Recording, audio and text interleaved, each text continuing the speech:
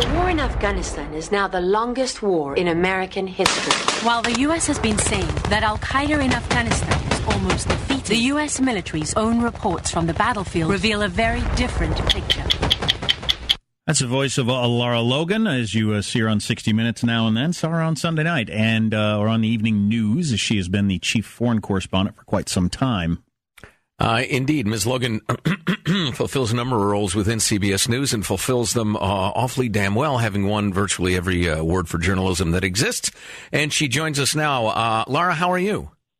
I'm good, thank you. How are you doing? Good. It's a great pleasure to talk to you today. Thanks for making some time. A short question, and you can answer it whatever length you find appropriate. What do you make of what's happening in Egypt right now?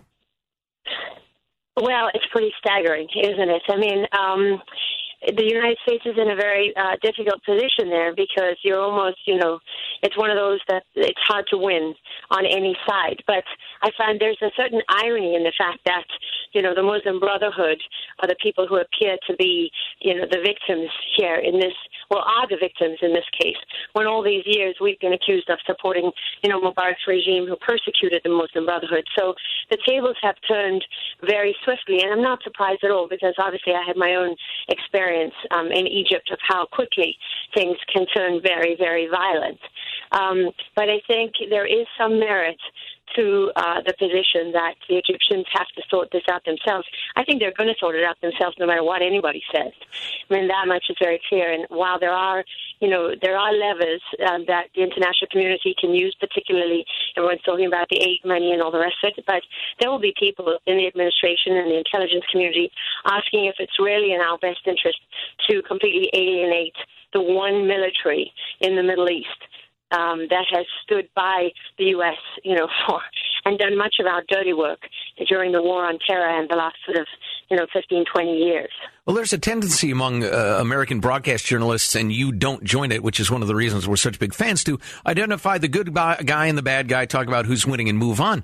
But it's an enormously difficult and complicated question. If fundamentalist Islam is on the receiving end of what is absolutely horrific treatment by the military, where do the sympathies lie? What do we hope for? What do we root for? What levers do we pull? It's it's a very interesting question, and it has made the concept of all of this much more complicated. Now you're really being asked to sympathize with the people that have no sympathy for you. By the way, I should point that out. That when I walked on the streets of Egypt and talked to many people in the Brotherhood, although one-on-one people are always find a semblance of humanity, but if you scratch the surface into what they believe politically and ideologically, it bears no relation whatsoever to the life that we live in the U.S. and the rest of the Western world. And we couldn't be further apart.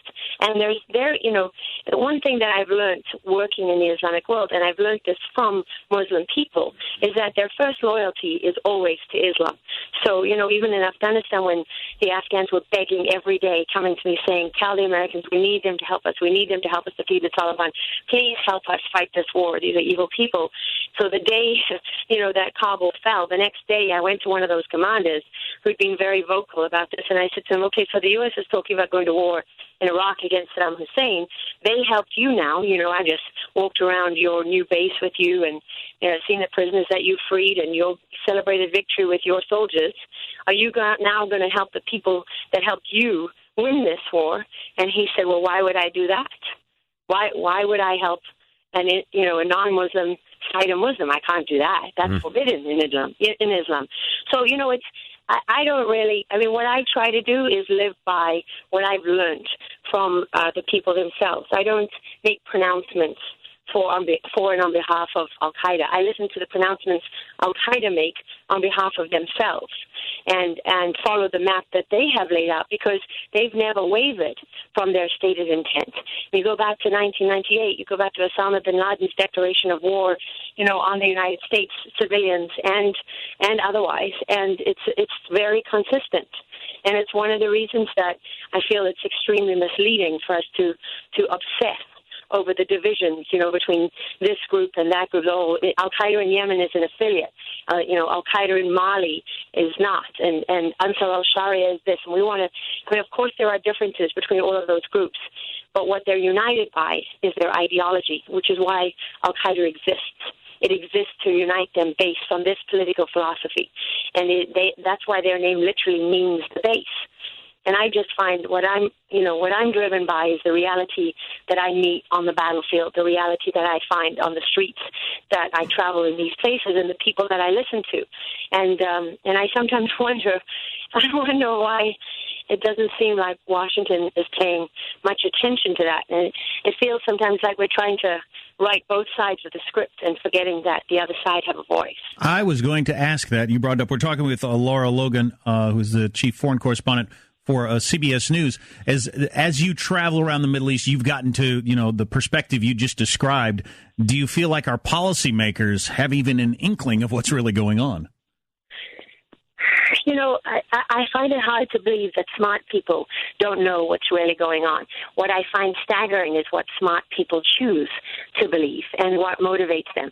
I don't have, I really don't have any ambition besides doing what I do well and telling the truth. That's my only ambition.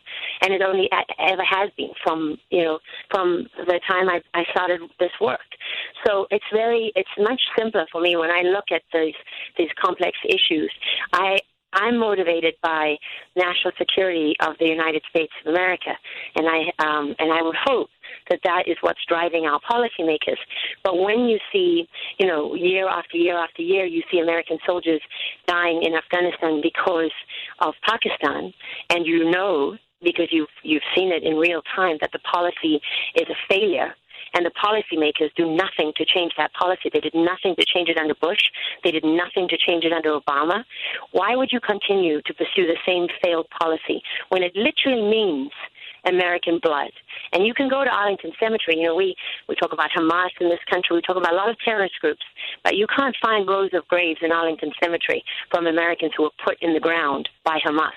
You can find rows of graves of Americans who were put there by the Pakistanis and their support for the people that we're fighting in Afghanistan. And another thing that really bothers me at the moment is I read the casualty notices coming out of Afghanistan and anywhere else every single day or every time there are casualties. And it's very clear, to anyone with half a brain that there's still a war going on. But I constantly meet this thing in Washington talking to academics and think tanks and political leaders and, staffers on the Hill, that kind of thing, where they say, well, we should never have called this a war. Calling this a war on terror in the first place was our first mistake. And my response is, well, how do you explain that to the soldiers who are still fighting a war in your name because of the policy that you implemented? I mean, you can't have one administration coming in and say, oh, this wasn't our policy, we want nothing to do with it, right? And where does this separation between military leaders and policymakers, why has that become such an issue now? I mean, as I recall, as we went into these wars, policymakers made the decisions that took us into these wars. And now that the policymakers,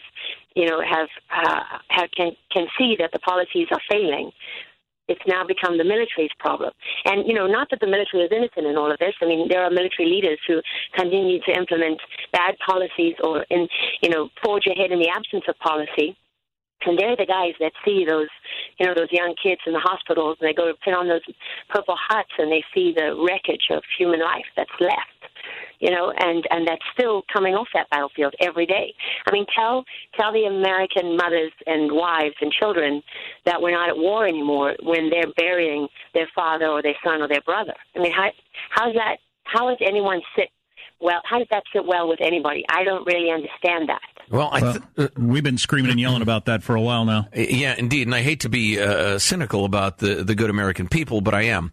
I think part of the problem is we've got the war on terror, we got the war on drugs, we got the war on this and that and the other. And so an actual war with people shooting and dying is it's too easy for people not to pay attention to it. Well, especially when the plethora of information coming at you is, when did the American public decide that the war in Afghanistan was unwinnable? When every single politician and academic was telling them that, right? I mean, if that's all you hear and all you read, why wouldn't you believe it? Well, if we've decided it's unwinnable, then why do we have an end date that's a year and a half from now? Well, it's a very good question. I mean, one thing that is frustrating for me is when I discuss these issues, the reaction of some people is, oh, I'm calling for more war or warmongering or something like that. And that's the last thing that I would ever do. That's not what I believe in at all. I believe in winning. First of all, I believe that if you send people to fight in your name because of a policy that you make, you better know what that policy is, and you better stand by it and stand by those men and women on the ground. And I believe that if you're going to be there, then you need to fight the war properly. If you're not going to be there and fight, then go home. And we can say, you can come up with 1,000 reasons about the merits of training the Afghan forces and all the rest of it. And I'm the last person that wants to look an Afghan in the eye and say, yeah, it was all lies, because that's the truth. I mean, I was there when the U.S. when the Afghans took Kabul. I mean, let's be very clear on that. The U.S. media consistently talks about an invasion of Afghanistan, and the Afghans consistently talked about the fact that they were never invaded, that they did the fighting on the ground, and that, a few hundred special forces troops and clandestine warriors with an air campaign is not what topples countries, that it's the Afghan fighters on the ground who actually took their country back from the Taliban with the help of the U.S. That's how the Afghans have always seen it, but we just choose not to see it that way for reasons I don't fully understand. And, if you're going to decide to come to Afghanistan and tell people we care about you, support us, and then so many years later you're going to say, well, we don't really care that much, actually. In fact, we don't care at all because you guys are unreliable and you're not honest, you're corrupt. And, oh, wait a minute, aren't you the guys that came in with bags of money and every time you wanted to sway a vote in the Afghan parliament, you paid off everybody to vote a particular way? And aren't you the guys that said, we need to, if we cut out all the bad guys, we won't have anyone to sit in our provincial government? So, the corruption story, the narrative on that is just a joke coming out of Afghanistan. It's an absolute joke based on the facts. And based on our track record there. Lara Logan of CBS is on the line. We know your time is limited. I realize this is another question that sounds ridiculously overly simple, but I want to hear your answer in whatever direction you like. Is there any solving fundamentalist Islam versus the West? I don't know the answer to that because, I'm just a small part in a much bigger issue that people just seem to want to rewrite regardless of the facts. I mean, the United States has had a major issue with making any references to ideology in the context of this war, which is staggering to me because everything that Al-Qaeda says and does is based on their ideology. And clearly, if you listen to what Al-Qaeda jihadis say and believe, they seek a war with the West, an ideological war with the West. And our position has always been, well, we're not going to give them that ground, so we're going to pretend this is about something else. We're going to pretend it's about counterinsurgency. We're going to pretend it's about, some local grievance here and there, where it really is not. So, is there a way of solving this? You're talking about two ideas. An idea, a philosophy of freedom and democracy, and an idea and philosophy of holy war in the defense of Islam and the establishment of an Islamic caliphate, which requires the absolute annihilation and destruction of everything we know in the West and everything that we are. And we just need to find a middle ground then. I don't believe there is a middle ground. Yeah, that was sarcasm. That's kind of. Yeah. They don't talk about a middle ground. Right. There's no one that talks about a middle ground. In fact, when you talk about negotiations in Afghanistan, what are you talking about? I mean, it was always very obvious to me that there would never be any negotiations of any real significance because in an ideological war, how are you going to compromise? Do you believe in freedom or don't you? Do you believe in an Islamic caliphate or don't you? There's no we believe in having it here in Afghanistan, but, the rest of the world can all be influenced by America. That's not what they believe. Lara Logan. You don't give us this patch of ground and then get to keep the rest. That's not how it works. Right, exactly. And if you think the core of Al-Qaeda is defined by their ideology, then you're absolutely fatally, fundamentally ignoring everything that they say and everything that we know about these people. And the core of their ideology, the core of Al-Qaeda is their ideology. And everywhere their ideology is spreading is a success for them. And that, Mike Morrell, deputy director of the CIA until just recently, He said that himself, and he's the architect of the whole campaign of the strategic defeat of Al-Qaeda. Kill the leaders, and you solve the problem. But he's realized you kill a lot of these people, and you haven't solved the problem, right? Because you haven't even begun to identify what the problem really is. No one stood up and said to the American people, "We're in an ideological fight against extremist Islam, and we need the help of moderate, reasonable, ordinary Islamic people to fight this, because we can't do it on our own." Lara Logan, CBS Chief Foreign Affairs Correspondent, 60 Minutes correspondent. We could talk to you all day, but we realize you don't have the time. How interesting. Thanks very much. Yeah, thank you for your time.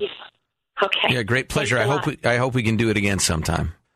Please say goodbye in the most glowing and friendly of terms there, Dominic. You know what really good reporters have going for them, among other things? Well, one, they usually are pretty smart. Two, they're really passionate about whatever it is they're into, and so they learn a lot about it, and they know what they're talking about. They're into it. She's into it. That's why she's the chief foreign correspondent for CBS News, and has been for quite a while. Boy, that was some strong stuff. Yeah, I know. Every time I see her speak, I think, could she get a meeting with the president? Could the president call her in and have her sit down and explain to her what's going on? And he wanted the last three, by the way, and slap